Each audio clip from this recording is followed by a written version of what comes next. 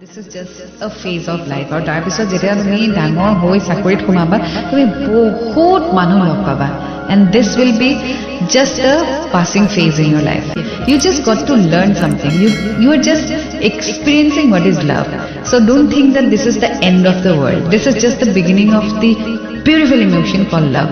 So enjoy and explore yourself. Enikoi at the age of how old are you? Hardly 18 or 19 or maybe 20, I don't even know. এতিয়াই যদি এইটো বস্তু হৈছে আৰু তোমাৰ আমাৰ বয়স পাবলৈ বহুত বছৰ another 15 years, can you imagine? 15 years বাদে দিয়া, another 5 years to go for your degree and masters.